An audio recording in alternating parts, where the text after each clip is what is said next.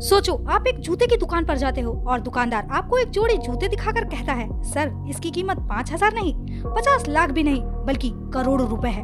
आप शायद यही सोचोगे कि आखिर ऐसा क्या लगा है इस जूते में। लेकिन अगर मैं आपको बताऊं कि दुनिया में कुछ ऐसे जूते मौजूद हैं जिनकी कीमत करोड़ों रुपए तक पहुंच चुकी है, जिनमें हीरे और सोने का इस्तेमाल हुआ है, और एक जूते में तो अंतरिक्ष से धरती पर आया उल्कापिंड यानी मेट्रॉइड तक लगाया गया है, तो शायद आप भी हैरान रह जाओगे। और सबसे बड़ा सवाल, आखिर कोई एक जोड़ी जूतों के लिए इतनी बड़ी रकम क्यों खर्च करेगा? क्या ये जूते सच में पहनकर चलने के लिए बनाए गए हैं या फिर ये सिर्फ दिखाने, कलेक्शन और लग्जरी के लिए है? आज की इस वीडियो में हम जानेंगे दुनिया के कुछ ऐसे ही सबसे महंगे जूतों की कहानी, जिनकी कीमत सुनकर अच्छे लोगों के होश उड़ सकते हैं। इनमें से कुछ जूते अपनी कीमत की वजह से मशहूर हैं, कुछ अपने इतिहास और रैरिटी की वजह से, और कुछ इसलिए क्योंकि उन्हें बनाने में ऐसी चीजें इस्तेमाल हुई हैं जिन्हें आम इंसान शायद सिर्फ ज्वेलरी या म्यूजियम में देखता है। तो वीडियो को आखिर तक जरूर देखना, क्योंकि जैसे जैसे हम आगे बढ़ेंगे इन जूतों की कीमत और उनकी कहानी दोनों ही और ज्यादा चौंकाने वाली होती जाएगी। तो सबसे पहले बात करते हैं उस जूते की जिसका नाम सुनते ही पता चल जाता है कि इसे नॉर्मल फुटवेयर समझना गलती होगी। इसका नाम है Moon Star Shoes by Antonio Vietri. इसकी कीमत लगभग 19.9 मिलियन डॉलर है, यानी इंडियन करेंसी में करीब 165 करोड़ रुपए के आसपास बताई जाती है। अब जरा रुकिए और इस कीमत के बारे में सोचिए। 165 करोड़ रुपए में भारत के कई शहरों में आप बेहद शानदार प्रॉपर्टीज खरीद सकते हैं, करोड़ों की लग्जरी कार का पूरा कलेक्शन बना सकते हैं और फिर भी काफी पैसे बच सकता है। लेकिन यहाँ बात हो रही है सिर्फ एक जोड़ी जूतों की। आखिर इसमें ऐसा क्या है? इन शूज की सबसे बड़ी खासियत ये है कि इनमें सिर्फ महंगे डायमंड्स और गोल्ड ही नहीं बल्कि मेट्रॉइड्स का इस्तेमाल भी बताया जाता है, यानी वो मटेरियल्स जो कभी अंतरिक्ष में मौजूद था और बाद में धरती तक पहुंचा, उनका हिस्सा इस फुटवेयर डिजाइन में इस्तेमाल किया गया। इसके अलावा इसमें लगभग 30 कैरेट्स के डायमंड्स और प्योर गोल्ड का इस्तेमाल होने की बात कही जाती है। इस जूते को इटालियन डिजाइनर एंटोनियो वेट्री से जोड़ा जाता है और इसका पूरा कॉन्सेप्ट लग्जरी, आर्ट और स्पेस थीम के आसपास बताया गया है। यहाँ सबसे दिलचस्प बात यह है कि जब भी आप किसी जूते की कीमत करोड़ों में रखते हैं तो उसका मोटिव सिर्फ पैरों को जमीन से बचाना नहीं रह जाता, वो एक लग्जरी स्टेटमेंट बन जाता है। इस तरह के शूज को देखकर शायद कोई ये नहीं पूछता कि इसमें कितनी कुशनिंग है, बल्कि लोग पूछते हैं इसमें कौन सा डायमंड लगा है और ये इतना महंगा क्यों है। और यही इस जूते को ऑर्डिनरी फुटवेयर से पूरी तरह अलग बना देता है। अब दूसरे नंबर पर आता है एक ऐसा जूता जिसके नाम में ही उसकी सबसे बड़ी खासियत छुपी हुई है, पैशन डायमंड शूज। इनकी कीमत लगभग 17 मिलियन डॉलर यानी करीब 140 करोड़ रुपए के आसपास बताई जाती है। इन शूज को दुबई के एक लग्जरी होटल में लॉन्च किए जाने की खबरें सामने आई थी और इसका डिजाइन भी किसी आम हाई हील जैसा नहीं था। इनकी सबसे बड़ी खासियत थी इनमें इस्तेमाल किए जाने वाले असली डायमंड और गोल्ड। रिपोर्ट्स के अकॉर्डिंग इस पेयर में सैकड़ों डायमंड्स लगाए गए थे और शूज को प्रीशियस मेटल के साथ तैयार किया गया। अब आप सोचिए, जिस जूते में डायमंड्स की संख्या ही इतनी ज्यादा हो कि वो खुद ज्वेलरी जैसा दिखाई देने लगे। अब आप सोचिए, जिस जूते में डायमंड की संख्या ही इतनी ज्यादा हो कि वो खुद ज्वेलरी जैसा दिखाई देने लगे, उसे पहनकर कोई सड़क पर कैसे चलेगा? शायद यही वजह है कि ऐसे शूज को आम डेली यूज फुटवेयर की तरह नहीं देखा जाता। ये लग्जरी क्राफ्टमैनशिप का प्रदर्शन होते हैं। इनके बनाने में सिर्फ मटेरियल्स ही महंगा नहीं होता, बल्कि डिजाइनर, ज्वेलरीज और क्राफ्ट्समैन की मेहनत भी शामिल होती है।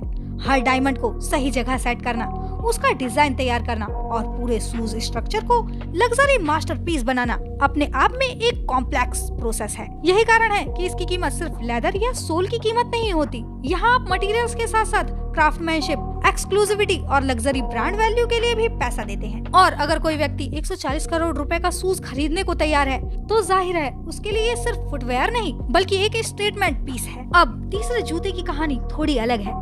इसका नाम है सॉलिड गोल्ड ओवियो एयर जॉर्डन्स और इसकी बताई गई कीमत करीब 2 मिलियन डॉलर यानी लगभग 16.5 करोड़ रुपए के आसपास है। लेकिन इसकी कीमत से ज्यादा शॉकिंग चीज है इसका वजन। रिपोर्ट्स के अकॉर्डिंग इसे करीब 22 किलो 24 कैरेट गोल्ड से तैयार किया गया था। अब आप सोचिए, जिस जूते का वजन ही एक छोटे इंसान या भारी सूटकेस जितना हो, उसे पैर में पहनकर चलना कैसा होगा? शायद कुछ कदम चलने के बाद ही आपके पैर कह देंगे, भाई अब बस करो। यही वजह है कि इस तरह के गोल्ड स्नीकर्स को प्रैक्टिकल फुटवेयर की बजाय आर्ट पीस के तौर पर समझना ज्यादा सही है। इसे ओवियो और एयर जॉर्डन से जुड़े लग्जरी कॉन्सेप्ट के रूप में पेश किया गया था और इसका संबंध रैपर ड्रैक से भी बताया जाता है। यहाँ फिर वही बात सामने आती है, इस जूते की कीमत उसके कंफर्ट या रनिंग परफॉर्मेंस की वजह से नहीं है।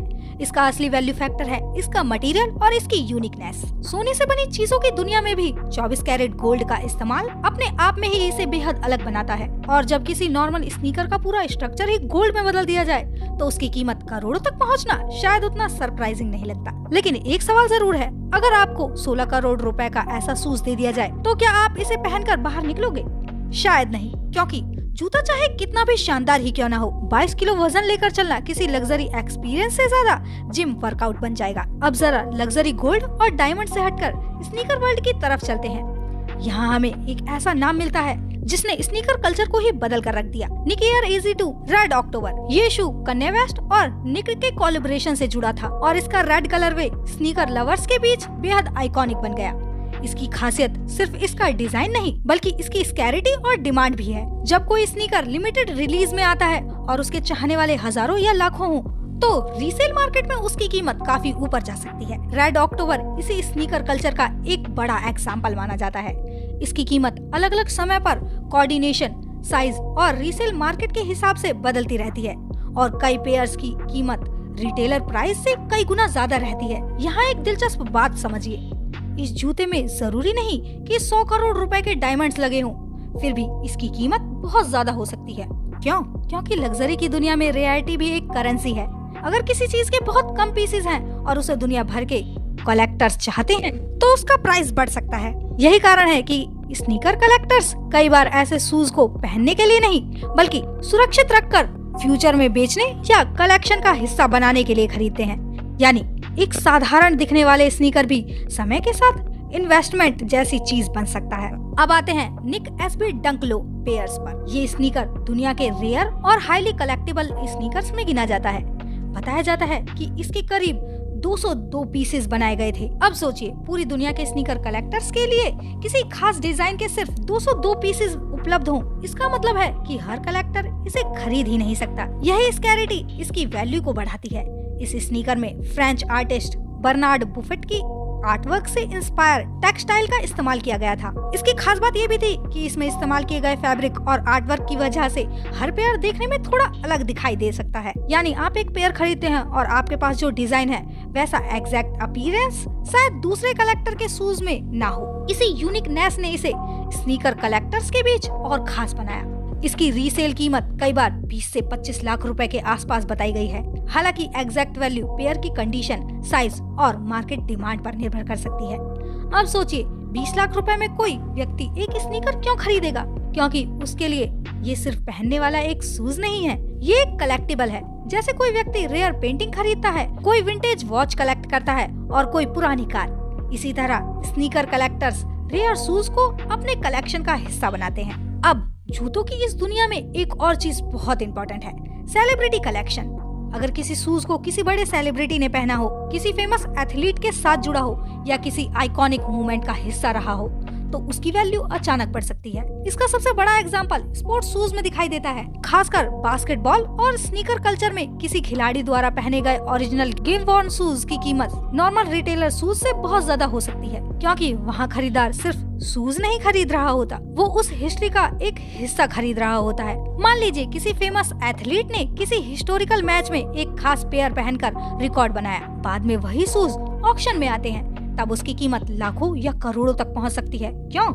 क्योंकि उस जूते की कहानी उस खिलाड़ी और उस हिस्टोरिकल मूवमेंट से जुड़ चुकी है। ये बिल्कुल वैसा ही है जैसे किसी फेमस व्यक्ति की ऑटोग्राफ वाली चीज की वैल्यू नॉर्मल चीजों से कई गुना बढ़ जाती है। इसी तरह मिशेल जॉर्डन से जुड़े गेम वॉर्न स्नीकर ने स्नीकर ऑक्शन मार्केट में कई बार लोगों को चौंकाया है। जॉर्डन की पॉपुलैरिटी ने एयर जॉर्डन को सिर्फ स्पोर्ट्स फुटवेयर नहीं रहने दिया, बल्कि ग्लोबल स्नीकर कल्चर का हिस्सा बना दिया। कुछ original game worn pair auction में बेहद ऊंची कीमतों पर बिके हैं। यहाँ जूतों की कीमत में लेदर, रबर और स्टिचिंग का योगदान बहुत छोटा हो जाता है।